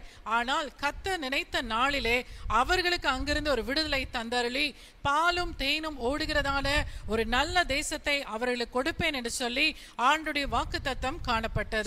God is a God who does not forget what he tells us. நம்முடைய தேவனாகிய கர்த்தர் தாம் சொன்னதை மறக்காத ஒரு தேவன். So here when the people are crying out to him, இங்கே பார்க்கும் பொழுது ஜனங்கள் ஆண்டவரை நோக்கி முறையிடுகிற வேளையிலே he does something very silently. அவர்களுக்காக கர்த்தர் அமைதலோடு காரியங்களை செய்கிறவராய் இருக்கிறார். He gives a beautiful boy baby as a gift to a family. அதை பார்க்கும் பொழுது ஒரு அருமையான குடும்பத்திற்கு ஒரு அழகான ஆண் பிள்ளையை தேவன் கொடுக்கிறார். Yes, I'm talking about Moses here. நான் மோசே குறித்து தான் இந்த இடத்திலே பேசுகிறேன். The Bible says, வேதம் சொல்லுகிறது, Jochebed, the mother of Moses, when she saw that Moses was a beautiful child, she hid him for 3 months. வேதத்திலே தெளிவாய் நாம் பார்க்கிறோம், மோசேயுடைய தாயாகிய யோகேபேத் மோசே பிறந்தவுடன் அவன் அழகான ஒரு பிள்ளை என்று பார்த்து அவனை 3 மாதம் அளவும் மறைத்து வைத்திருந்தாள் என்று பார்க்கிறோம். So there's something between beauty. So when she saw him beautiful, she hid him. அவன் பார்ப்பதற்கு அழகாக இருந்தபடினாலே அவருடைய தாயார் அவனை மறைத்து வைத்தார்கள். You might ask me, what pastor, if Moses was not beautiful, what would his mother do? ஒருவேளை நீங்கள் என்னை பார்த்து கேட்கலாம், ஒருவேளை மோசே பார்க்க அழகாக இல்லாவிட்டால் அவருடைய தாயார் என்ன செய்திருப்பார்கள் என்று சொல்லி கேட்கலாம். The Bible says she would have still kept him. வேதம் சொல்லுகிறது அப்படி இருந்தாலும் அந்த தாய் அவனை மறைத்துதான் வைத்திருப்பாள். We read that in Hebrews chapter 11 verse 23. அதை குறித்து எபிரேயர் 11ஆம் அதிகாரம் 23ஆம் வசனத்திலே நாம் வாசிக்கிறோம். See, it says, by faith Moses, when he was born, was hidden 3 months by his parents because they saw he was a beautiful child and they were not afraid of the king's command. மோசே பிறந்தபோது அவருடைய தாய் தகப்பன்மார் அவனை அழகுள்ள பிள்ளை என்று கண்டு விசுவாசத்தினாலே ராஜாவினுடைய கட்டளைக்கு பயப்படாமல் அவனை 3 மாதம் ஒளித்து வைத்தார்கள். So Moses was beautiful, but his mother had faith on God, so she hid him for 3 months. மோசே பார்ப்பதற்கு அழகுள்ள பிள்ளையாக இருந்தார். ஆகவே ஆண்டவர் மீது உள்ள நம்பிக்கை நிமித்தமாக அவருடைய தாயார் மோசேயை 3 மாதம் மறைத்து வைத்திருந்தார்கள். After 3 months the baby was growing, she was not able to hide him. 3 மாதம் கழிந்த பிற்பாடு பிள்ளை வளர ஆரம்பித்தது. அதற்கு பிற்பாடு அந்த குழந்தையை அவர்களால் மறைத்து வைக்க முடியவில்லை. Exodus chapter 2 verse 3 we read. யாத்ராகமத்தின் புத்தகம் 2ஆம் அதிகாரம் 3ஆம் வசனத்திலே நாம் வாசிக்கும் பொழுது, the mother makes a small basket, puts the baby Moses into that and pushes him in the river Nile. அதிலே பார்க்கும் பொழுது அந்த பிள்ளைக்காக ஒரு கூடை உண்டாக்கி பிள்ளை அதிலே வைத்து பாதுகாப்பாக நைல் நதியிலே அவள் விடுகிறாள். And the daughter of Pharaoh sees this and takes the child in her hand. பார்வோனுடைய குமாரத்தி இந்த பிள்ளையை பார்த்து அவனை தன்னுடைய கரங்களிலே எடுத்துக்கொள்ளுகிற வேளையிலே, and then she calls for the babies, she calls for Moses' mother. அதை பார்க்கும் பொழுது அந்த பிள்ளையை வளர்க்கும்படிக்கு மோசே தாயினிடத்திலே அனுப்புகிறாள். And then she says, raise this child for me. அவளிடத்திலே அவள் சொல்லும் பொழுது பார்வோனுடைய குமாரத்தி மோசேயுடைய தாயார் இடத்திலே இந்த பிள்ளையை எனக்காக வளர்த்திடு என்று சொல்லுகிறாள். So from God's children's hand Moses went to the Pharaoh's daughter's hand, and now he's back into God's child's hand. தேவனுடைய பிள்ளைகளுடைய கரத்திலிருந்து மோசே பார்வோனுடைய குமாரத்தின் கைக்கு செல்லுகிறான். மீண்டுமாக தேவனுடைய பிள்ளைகளுடைய கரங்களுக்குள்ளாக மோசே கடந்து வருகிறதை நாம் இங்கே பார்க்கிறோம். According to the Bible, Egypt and Pharaoh signifies the world. வேதத்தின் அடிப்படையிலே பார்வோன் என்று சொன்னாலும் எகிப்து என்று சொன்னாலும் உலகத்தை குறிக்கிற ஒரு காரியமாய் உள்ளது. So Moses was given to God's chosen people.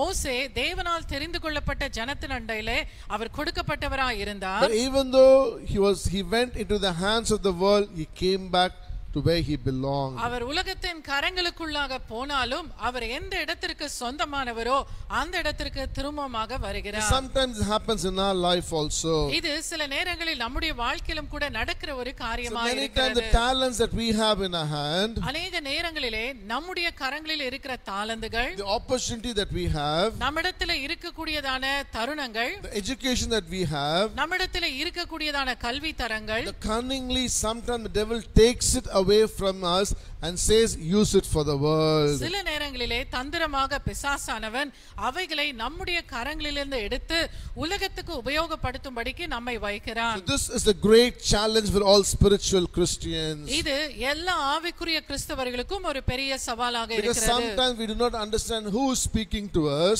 சில நேரங்களிலே நம்மோடு பேசுவது யார் என்று சொல்லி நாம் அறியாமல் And இருக்கிறோம். we fall for the trick of the devil. அந்நேரத்தில் தான் பிசாசுடைய தந்திரத்துக்குள்ளாக விழுந்து விடுகிறோம். It's always a challenge when God has chosen you and God has given you something, you use it for His glory. எப்பொழுதுமே நாம் நினைவிலே வைத்துக் கொள்ள வேண்டிய ஒரு காரியம், கர்த்தரிடத்திலிருந்து நாம் எதையாகிலும் பெறுவோமே என்று சொன்னால் அவைகளை கர்த்தருடைய நாம மகிமைக்காக நாம் பயன்படுத்த வேண்டும். Now Moses' mother took baby Moses back to her house. அங்கே பார்க்கும் பொழுது மோசேயுடைய தாயார் குழந்தையாய் இருந்த மோசேயை திரும்பமாக தன்னுடைய வீட்டுக்கு கொண்டு செல்கிறாள். Just imagine how she is going to raise this child. இந்த பிள்ளையை அவள் எப்படி வளர்க்க போகிறாள் என்று சொல்லி நான் யோசித்து I think பார்த்தேன். she would have told Moses right from the small age, சிறு பிராயம் முதல் மோசேக்கு அவள் கற்றுக் கொடுத்திருக்கிற ஒரு காரியம் என்னவென்று you சொன்னால், are chosen by God. நீ கர்த்தராலே தெரிந்து கொள்ளப்பட்டவன், You don't belong to Pharaoh. நீ பார்வோனுக்கு உரியவன் அல்ல. God has raised you to destroy Pharaoh. பார்வோனை அழிக்கும்படிக்கு தான் கர்த்தர் உன்னை உருவாக்கினார். That is why in Hebrew 11:24 we read, அதை குறித்து நாம் எபிரேயரின் புத்தகம் 11ஆம் அதிகாரம் 24ஆம் வசனத்திலே வாசிக்கும் பொழுது, it says when Moses grew up, he refused to be called the son of Pharaoh's daughter. விசுவாசத்தினாலே மோசே தான் பெரியவன் ஆனபோது பார்வோனுடைய குமாரத்தின் மகன் எனப்படுவதை வெறுத்து. I praise Moses' mother here. இங்கே பார்க்கும் பொழுது மோசேயுடைய தாயார் புகழப்படக்கூடியவர்களாக காணப்படுகிறார்கள். Pharaoh's daughter gave her wages to grow this child for the world. பார்வோனுடைய குமாரத்தி மோசே என்கிற அந்த சிறு குழந்தையை வளர்ப்பதற்காக, அதாவது உலகத்துக்கென்று வளர்ப்பதற்காக அவனுடைய தாயாருக்கு அவள் சம்பளம் கொடுத்தாள். But she had faith in God. She knew God had chosen Moses, so she raised him for God. ஆனால் மோசேயின் தாயோ இந்த பிள்ளை கர்த்தராலே கொடுக்கப்பட்ட ஒன்று, ஆகவே இது கர்த்தராலே நமக்கு அருளப்பட்டது என்று சொல்லி அதை கர்த்தருக்குரிய வழிகளிலே வளர்க்க ஆரம்பித்தாள். My dear brother, my dear sister, எனக்கு அருமையான சகோதரி if சகோதரியே, God has saved you from the miry clay, ஆண்டவராகிய தேவன் உளையான சேற்றிலிருந்து உங்களை ரட்சித்திருப்பார் என்று if He has சொன்னால், delivered you from the bondages of sin, பாவத்தின் அடிமை தனத்திலிருந்து உங்களுக்கு விடுதலை கொடுத்திருப்பார் என்று சொன்னால், today morning I tell you He has a purpose for you. இந்த காலையிலும் நான் சொல்லுகிறேன், உங்களுடைய வாழ்க்கையிலே கர்த்தருடைய அநாதி நோக்கம் ஒன்று So when காணப்படுகிறது. there are millions and millions of people in this world, இந்த உலகத்திலே கோடான கோடி ஜனங்கள் வாழ்ந்து கொண்டிருக்கலாம். if God has specifically chosen you, there is a reason behind that. ஆண்டவர் உங்களை குறிப்பாக தமக்கென்று தெரிந்து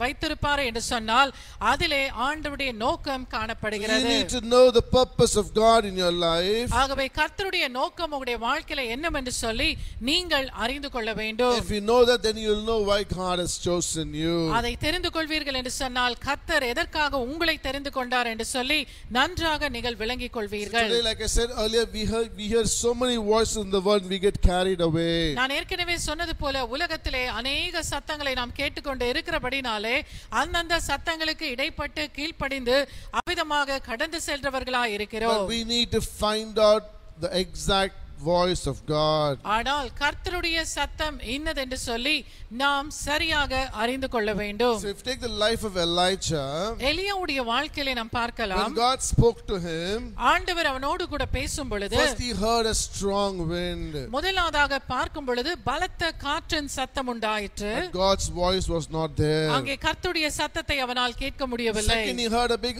earthquake. இரண்டாவதாக ஒரு பூமி அதிர்ச்சி உண்டாயிருந்தது. God's voice was not there. அதிலும் ஆண்டவருடைய சத்தத்தை அவன் There கேட்கவில்லை. was a big fire, ஒரு பெரும் அளவு அங்கு எரிபந்தமான நெருப்பு காணப்பட்டது. but still God's voice was not there. ஆனாலும் கர்த்தருடைய சத்தம் அவனுக்கு கேட்கப்படவில்லை. The Bible says in a still small voice God spoke to Elijah. வேதம் சொல்லுகிறது ஆண்டவர் அவனோடு கூட அமைதலுள்ளதான சத்தத்தோடு பேசினார் என்று வேதம் கற்றுக் கொடுக்கிறது. Today we do not have time to sit in God's presence to listen to that still small voice. இன்றைக்கும் நம்முடைய வாழ்க்கையிலே தேவ சமூகத்திலே உட்கார்ந்து ஆண்டவருடைய அமைதலான அந்த சத்தத்தை கேட்க ஒருவேளை நேரம் இல்லாமல் இருக்கலாம். That is why we go behind prophets and people and tell them, please pray for me, ask God and let me know what God is there speaking to me.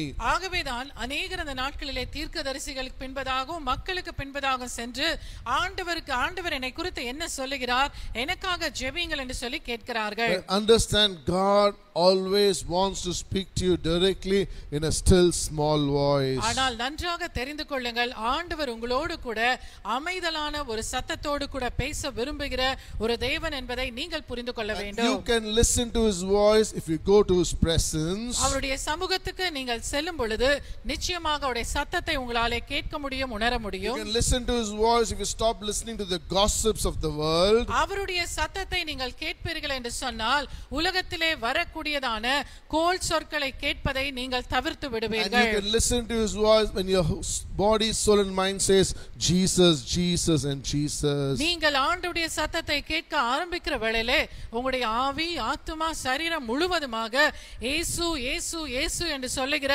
அந்த உணர்வுக்குள்ளாய் நீங்கள் கடந்து வருவீர்கள். Hallelujah. Hallelujah. Hallelujah. Hallelujah. Above that, like Moses' mother, you need to have faith in your life. எல்லாவற்றுக்கும் மேலாக மோசேயுடைய தாயாருக்கு எப்படிப்பட்ட விசுவாசம் இருந்ததோ அப்படிப்பட்ட ஒரு விசுவாசம் உங்களுக்கும் தேவையா இருக்கிறது. She had faith in God. She knew God has chosen Moses, so she hid him for 3 months and then she brought him up for God. மோசேயுடைய தாயார் அந்த பிள்ளை கர்த்தராலே கொடுக்கப்பட்ட ஒன்று, கர்த்தராலே அருளப்பட்ட ஒன்று என்பதை நன்றாக அறிந்து கொண்ட பிற்பாடு 3 மாதம் மறைத்திருந்தால் பிற்பாடு அந்த பிள்ளையை வளர்க்க வேண்டிய விதத்திலே வளர்த்து ஆண்டவருக்கென்று அர்ப்பணித்தாள். Hallelujah. Hallelujah. That's why we say finally Moses was able to deliver the people from the bondage of Egypt and take them to the land flowing with milk and honey. ஆகவேதான் மோசே குறித்து நாம் பார்க்கும் பொழுது எகிப்திலே இருந்த இஸ்ரவேல் ஜனங்களை அந்த எகிப்தின் அடிமை தளத்திலிருந்து விடுதலையாக்கி ஆண்டவர் வாக்கு பண்ணியிருந்த பாலும் தேனும் ஓடுகிற தேசத்துக்கு நேராக அவன் அவர்களை வழி நடத்தினார். Hallelujah. Hallelujah. Secondly, இரண்டாவதாக again we see a child here. இங்கேயும் ஒரு பிள்ளையை குறித்து நாம் பார்க்க Turn இருக்கிறோம். with me to Judges chapter 13 to 16. நியாயாதிபதிகளுடைய புஸ்தகம் 13ஆம் அதிகாரத்திலிருந்து 16ஆம் அதிகாரம் வரையிலுமாக நாம் இன்று பார்க்க Today இருக்கிறோம். we read about a well-known story about Samson. அங்கே நம்ம எல்லாருக்கும் அறிந்த ஒரு சம்பவமான காரியத்தை நாம் பார்க்கிறோம், சிம்சோனை குறித்து. Here too the people of Israel were under slavery by the Philistines, of the hands of the Philistines. இங்கேயும் கூட நாம் பார்க்கும் பொழுது இஸ்ரவேல் ஜனங்கள் பெலிஸ்தருடைய கரங்களிலே அடிமைகளாக வாழ்ந்து கொண்டிருந்த ஒரு காலம். So when they were slaves in Egypt, அவர்கள் எகிப்திலே அடிமைகளாக இருக்கும் பொழுது they were slaves to the world.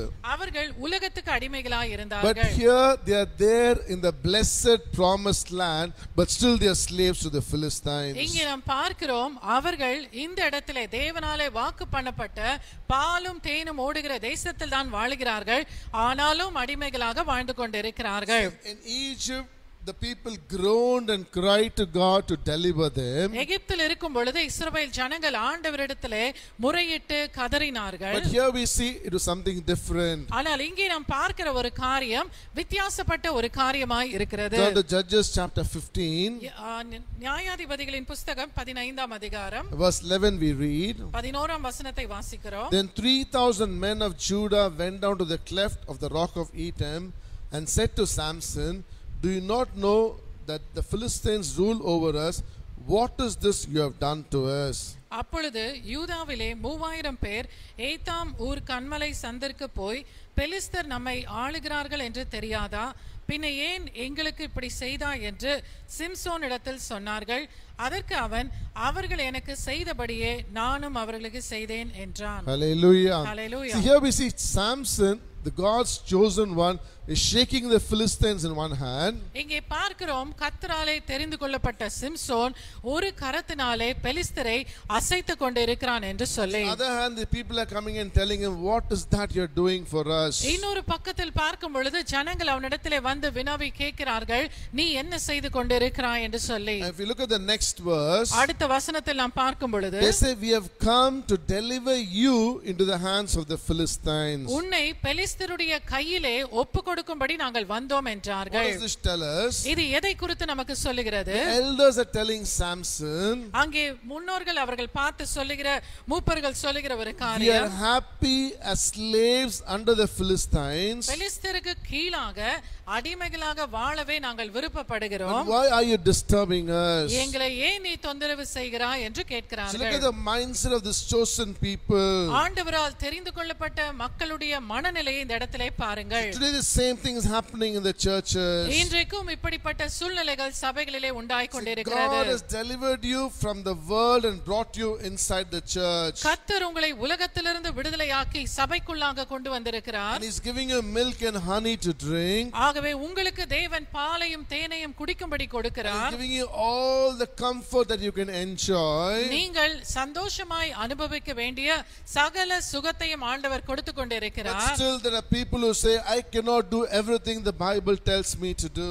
ஆனாலும் இன்னும் அநேக சொல்லுகிற ஒரு காரியம், வேதம் சொல்லுகிற பிரகாரமாக என்னால் செய்ய முடியாது. I cannot live like what the Bible wants me to live. வேதம் என்னை எப்படி வாழ வேண்டும் என்று சொல்லுகிறதோ அப்படி என்னால் வாழ முடியாது என்று They say, சொல்லுகிறார்கள். I'll come to church, but I'd like to live like the world. நான் சபைக்கு வருவேன், ஆராதனைக்கு வருவேன், ஆனால் உலகத்தான் எப்படி வாழ்கிறானோ அப்படிதான் நானும் வாழ்வேன் என்று சொல்லுகிறார்கள். Hallelujah. Hallelujah. The same thing happened to the people of Israel during Samson's time. இதே போலதான் சிம்சோன் வாழ்ந்த நாட்களிலும் அந்த ஜனங்கள் மத்தியிலே நடந்த ஒரு காரியமாய் இருக்கிறது.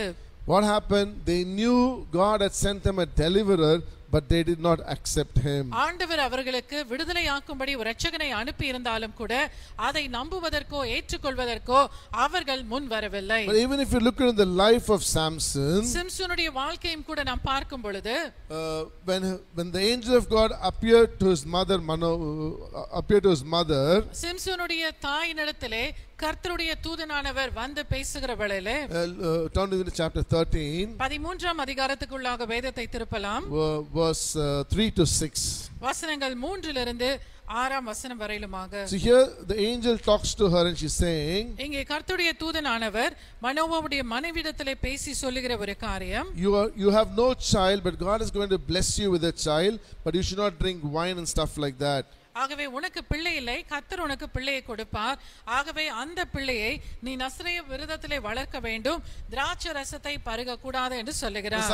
Verse 4 is very interesting. It says, now therefore please be careful not to drink wine or similar drink. 4ஆம் வசனத்தில் வாசிக்கும் பொழுது, ஆதலால் நீ திராட்சை ரசமும் மதுபானமும் குடியாதபடிக்கும் தீட்டானது ஒன்றும் புசியாதபடிக்கும் எச்சரிக்கையாயிரு. So to understand that, we need to understand the life of the Jewish people.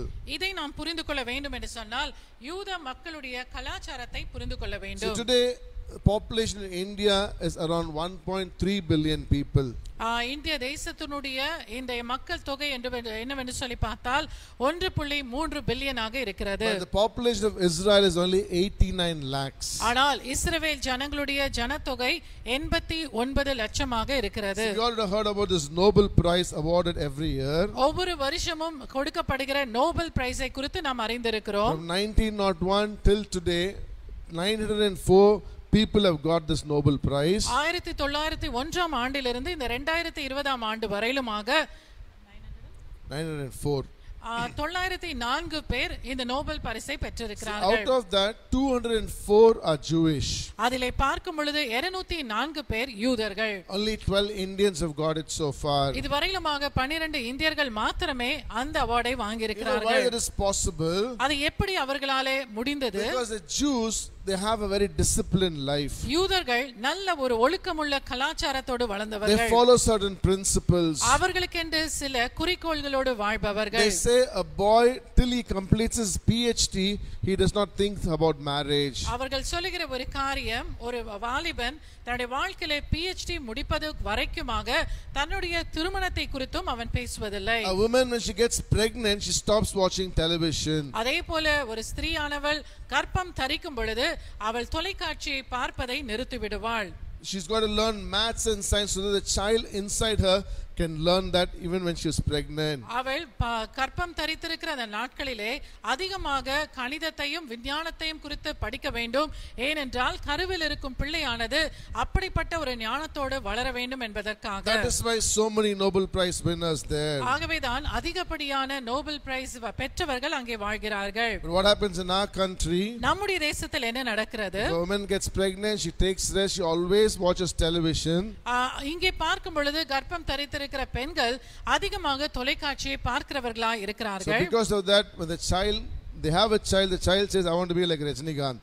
ஆகவே பிள்ளை பிறந்த பிற்பாடு அந்த பிள்ளை வளரும் பொழுது என்ன சொல்கிறது என்றால், நானும் ரஜினிகாந்தை போல ஆக வேண்டும் என்று. But since they are following that principle, the angel is telling Mrs. Manova, do not drink wine. ஆகவே இந்த இடத்திலே பார்க்கும் பொழுது கர்த்தருடைய தூதனானவர் தெளிவாக மனோவாவுடைய மனைவியின் இடத்திலே நீ திராட்சரசம் பருக வேண்டாம் என்று சொல்லுகிறார். Now coming back to the angel, மீண்டுமாக அந்த தூதனானவருடைய காரியத்துக்குள்ளாக வருவோம். in verse 5, the last part she says, 5ஆம் வசனத்தின் கடைசி பகுதி சொல்லுகிறது, and he shall begin to deliver Israel out of the hand of the Philistines. அவன் இஸ்ரவேலை பெலிஸ்தரின் கைக்கு நீங்கலாக்கி இரட்சிக்க தொடங்குவான் என்றார். Hallelujah. Hallelujah. Now Mrs. Manova goes and sees Manova.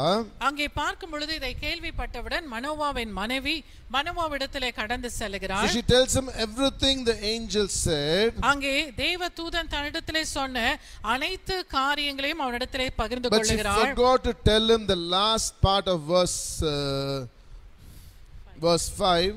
That is, he shall begin to deliver Israel out of the hands of the Philistines. 5ஆம் வசனத்தினுடைய கடைசி பகுதியிலே கர்த்தருடைய தூதனானவர் அவளிடத்திலே சொன்ன அந்த காரியத்தை, இஸ்ரவேலை பெலிஸ்தரின் கைக்கு நீங்கலாக்கி இரட்சிப்பான் என்று சொன்ன அந்த காரியத்தை கணவனிடத்தில் சொல்லவில்லை. So the most important thing she forgot to tell her husband. மிக முக்கியமான ஒரு காரியத்தை தன் கணவரிடத்தில் அவள் If she சொல்லவில்லை. had forgot to share this with her husband, I think she would not have told Samson about this at all. அவள் தன்னுடைய கணவரிடத்தில் இதை சொல்ல மறந்து போனபடினாலே சிம்சோனிடத்திலும் அவள் இதை சொல்லியிருக்க So வாய்ப்பில்லை. that is why we say, even though Samson was a very strong person, ஆகவே சிம்சோனை குறித்து நாம் பார்க்கும் பொழுது நல்ல பலமுள்ளவன் என்று சொல்லி நாம் பார்க்கிறோம். but still he was not successful in his he was not successful. ஆனாலும் அவன் தனக்கு கொடுக்கப்பட்டதான காரியங்களிலே ஒரு வெற்றியை காணாதபடிக்கு இருந்தவனாய் இருக்கிறான். Everything he did for his own self. அவன் செய்த அனைத்து காரியங்களும் தன்னுடைய சுயநலத்துக்காக He செய்தவைகள். fought the Philistines for his wife, his father-in-law,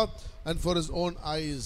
அவன் பெலிஸ்தரை எதற்காக வீழ்த்தினான் என்று சொன்னால், தன் மனைவிக்காக, தன் மாமாவுக்காக, தன்னுடைய கண்களுக்கு முன்பதாக பெருமைக்காக அவன் செய்தான். See, I'll just give you an example. ஒரு உதாரணத்தை கொடுக்க விரும்புகிறேன். Turn to chapter 16 verse 28.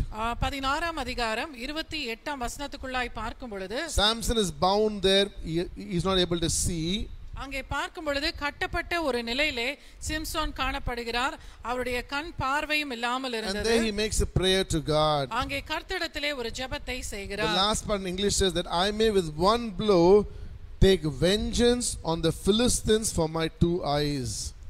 நான் என் 2 கண்களுக்காக ஒரே தீர்வையாய் பெலிஸ்தர் கையிலே பழி வாங்கும்படிக்கு இந்த ஒரு விசை மாத்திரம் என்னை நினைத்தருளும். Hallelujah. Hallelujah. See, he did not tell God, see, I am your chosen one, these people are doing bad to me, give me strength to destroy them. அவன் கர்த்தரிடத்திலே இப்படியாக சொல்லவில்லை, ஆண்டவரே நான் நீர் தெரிந்து கொண்ட ஒரு பாத்திரம், ஆகவே என்னை இந்த வேளையிலே பலப்படுத்தும், அது நிமித்தமாக எதிராய் இருக்கிற பெலிஸ்தரை வீழ்த்தி இஸ்ரவேலுக்கு ரட்சிப்பு உண்டாக்குவேன் என்று சொல்லவில்லை. But he said, because these people have taken my eyes, I want to show vengeance. vengeance towards them. என்னுடைய இரண்டு கண்களை அவர்கள் குருடாக்கினபடினாலே அதை பழித்தீர்க்கும்படிக்கு அவர்களுக்கு எதிராக புறப்பட விரும்புகிறேன் என்று சொல்லுகிறார். Always me, mine and myself in the life of Samson. சிம்சோனுடைய வாழ்க்கையை பார்க்கும் பொழுது எப்பொழுதுமே நான், எனது, எனக்கு என்று சொல்லக்கூடிய காரியங்களை தான் நாம் பார்க்கிறோம். That is why even though he was the strongest judge, he was a failure. ஆனாலும் கூட அவருடைய வாழ்க்கையிலே அவன் ஒரு பலமுள்ள நியாயாதிபதியாக இருந்தாலும்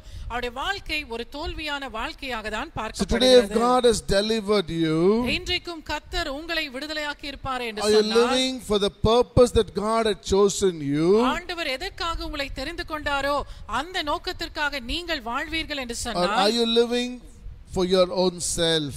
ஆண்டவருக்காக வாழ்கிறீர்களா அல்லது உங்களுக்காக நீங்கள் வாழ்ந்து Because if you கொண்டிருக்கிறீர்களா? live for yourself, then your life is a total failure. நீங்கள் உங்களுக்காக இந்த வாழ்க்கையை வாழ்வீர்கள் என்று சொன்னால் இந்த வாழ்க்கை தோல்விக்குரிய வாழ்க்கையாக காணப்படும். So just like Mrs. Manoah did not share to Samson that he was supposed to deliver the Israelites, many times what we do is we hide things from ourselves and we don't do things for God. எப்படியாக மனோவாவின் மனைவி கர்த்தர் அவளுக்கு சொன்ன காரியத்தை சிம்சோனுக்கு இடத்திலே சொல்லாமல் அவனை வளர்த்தாளோ அதே போல கர்த்தர் நமக்கு சொல்லுகிற பல காரியங்களை நாம் செயல்படுத்தாமல் வாழ்ந்து கொண்டிருக்கிறோம். Just see one and we'll close. இன்னொரு காரியத்தை பார்த்து நான் முடிக்க விரும்புகிறேன். Turn with me to Luke chapter 1. லூக்கா 1ஆம் அதிகாரம். Again we see a baby here. அங்கேயும் ஒரு சிறு குழந்தை குறித்து நாம் பார்க்கிறோம். This is a baby born to Zechariah and Elizabeth. இந்த பிள்ளையானது சகரியாவுக்கும் எலிசபெத்துக்கும் பிறந்த ஒரு பிள்ளை. See, verse 36 says, Elizabeth conceived a son in her old age. 36ஆம் வசனம் சொல்லுகிறது தன்னுடைய முதிர் வயதிலே எலிசபெத் கர்ப்பம் தரித்திருக்கிறார். So when they were well advanced in age, God blesses them with a son. அங்கே பார்க்கும் பொழுது அவர்கள் இருவரும் வயது முதிர்ந்தவர்களாக இருக்கிறவர்களே ஆண்டவர் அவர்களுக்கு ஒரு மகனை கொடுக்கிறார். Look at what Zechariah prophesies about his son. அங்கே பார்க்கும் பொழுது சகரியா தம்முடைய குமாரனை குறித்து என்ன தீர்க்க தரிசனம் உரைத்தார்? Turn to Luke chapter 1 verse 76.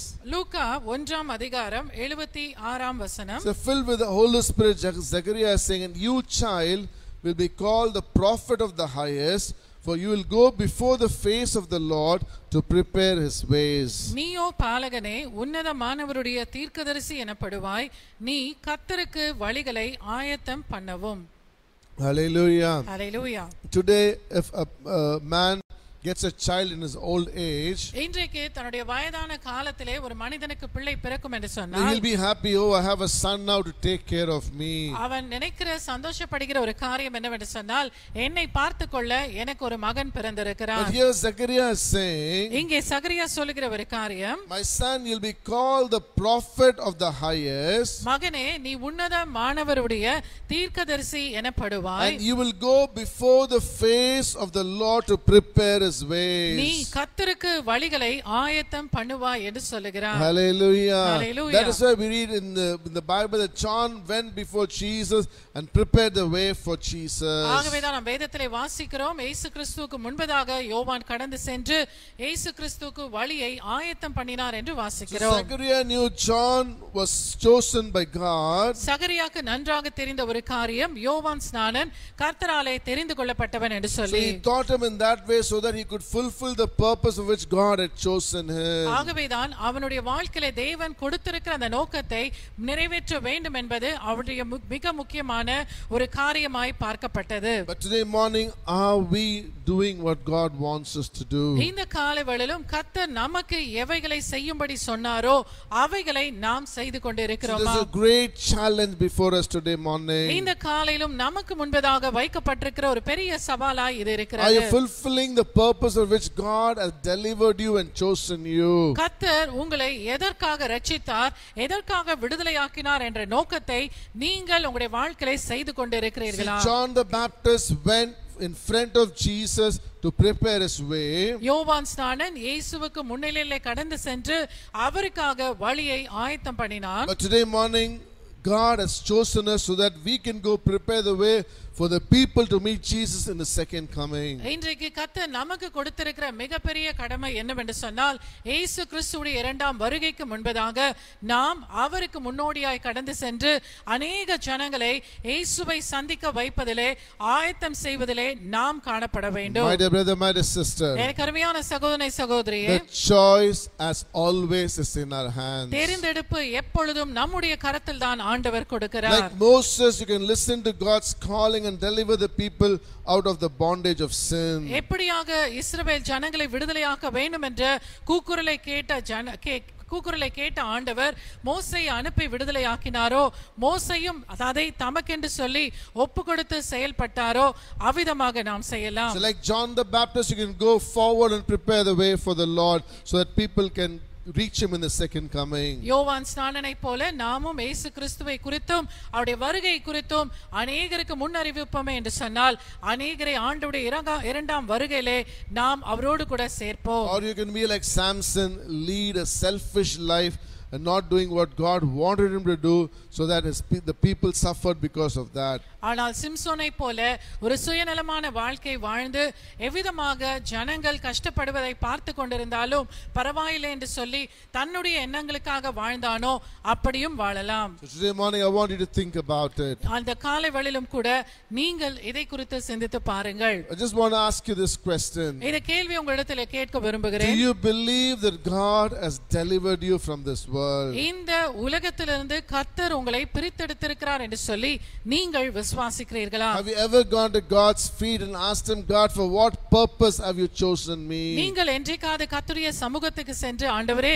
எதற்காக என்னை ரட்சித்திருக்கிறீர், விடுதலையாக்கி இருக்கிறீர் என்று அவரிடத்தில் கேட்டிருக்கிறீர்களா? Because if you understand that, அதை நீங்கள் புரிந்து கொண்டால்தான் I tell you, you will live for Jesus in this world. அப்பொழுதுதான் இயேசு கிறிஸ்துவுக்காக இந்த உலகத்தில் உங்களால் வாழ முடியும். Satan can do nothing against you. உங்களுக்கு விரோதமாக சத்ருவினாலே ஒன்றையும் செய்ய முடியாது. Because you can look at Satan and tell him, God has chosen me for a purpose and I am here to fulfill that purpose for him. நீங்கள் சாத்தானை பார்த்து சொல்லலாம், கர்த்தர் ஒரு நோக்கத்துக்காக என்னை இந்த பூமியிலே தெரிந்து வைத்திருக்கிறார், அந்த நோக்கத்திற்காக நான் ஓடிக்கொண்டிருக்கிறேன் என்று சொல்லி. So if you do that, I tell you, God will definitely bless you. அப்படி நீங்கள் செய்வீர்கள் என்று சொன்னால் நான் சொல்லுகிறேன், நிச்சயமாக கர்த்தர் தாமே உங்களை ஆசீர்வதிப்பார். Hallelujah. Hallelujah. So today morning I end with this thought: fulfill God's purpose in your life. இந்த காலை வேளையில முடிப்பதற்கு முன்பதாக இந்த ஒரு எண்ணத்தோடு நான் முடிக்க விரும்புகிறேன். கர்த்தர் உங்களுடைய வாழ்க்கையிலே வைத்திருக்கிற நோக்கத்தை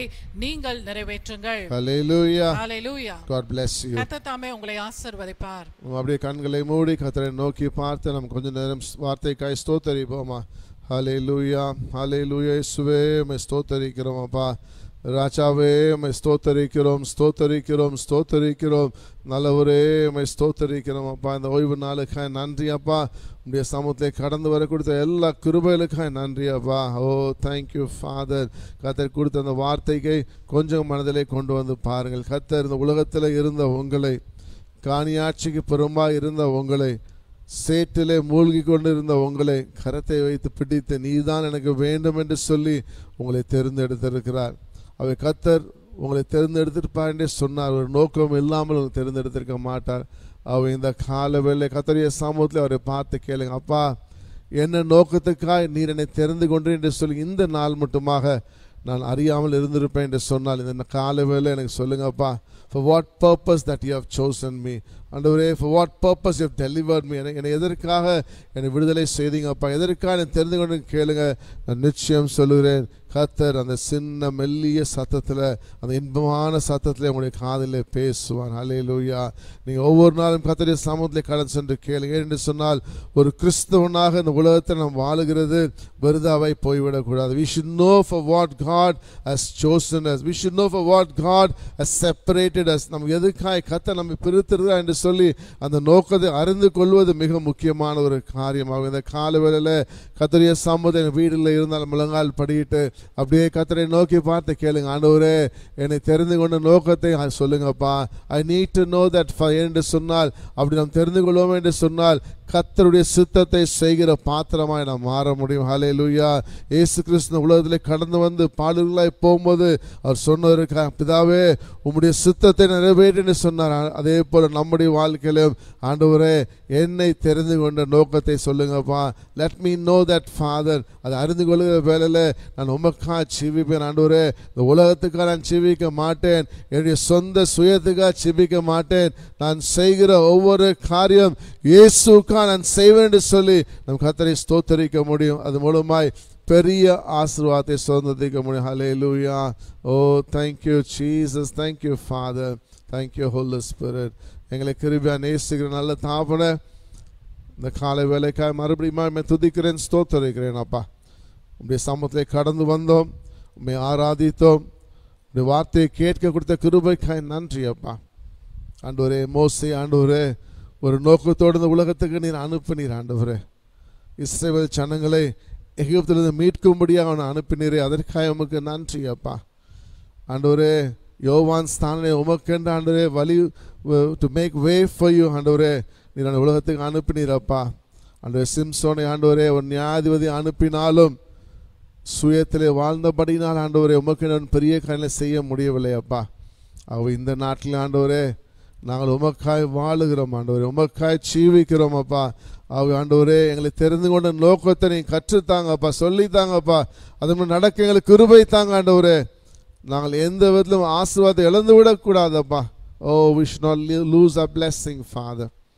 ஆண்டவரே, கேட்டுக்கொண்டிருக்கிற ஒவ்வொரு விசுவாச பிள்ளைகளையும் ஆசீர்வதிங்க, ஒவ்வொரு தேவ பிள்ளையும் ஆசீர்வதிங்கப்பா. இந்த கரமோடு இருந்து வழி நடத்துங்க. இயேசுவின் நாமத்தினாலே கேட்டு நல்ல பிதாவே, ஆமேன் ஆமேன். என் ஆத்துமாவே கர்த்தரை ஸ்தோத்திரி, என் முழுமே அவருடைய பரிசுத்த நாமத்தை ஸ்தோத்திரி. என் ஆத்துமாவே கர்த்தரை ஸ்தோத்திரி. கர்த்தர் செய்த சகல உபகாரங்களையும் மறவாதே. அவருடைய அக்கிரமங்களை எல்லாம் மன்னித்து நோய்களை எல்லாம் குணமாக்கி பிராணனை அழிவுக்கு விலக்கி மீட்டு கிருபையினாலும் இரக்கலினால் முடிசூட்டி நன்மையினால் என் வாயை திருப்தியாக்கிறார். கழுவுக்கு சமானமாக என் வயது திரும்ப வாழ வயது போல் ஆகிறது. நம்முடைய கர்த்தராகிய இயேசு கிறிஸ்துடைய கிருபையும் பிதாவாகிய தேவனுடைய அன்பும் பரிசுத்த ஆவியான அந்யோன்ய ஐக்கியமும் நம் அனைவரோடும் கூட கர்த்தருடைய வருகை மட்டும் இருப்பதாக. ஆமேன் ஆமேன் ஆமேன். ஹல்லேலூயா ஹல்லேலூயா. கர்த்தர் உங்களை ஆசீர்வதிப்பார். Thank you Jesus.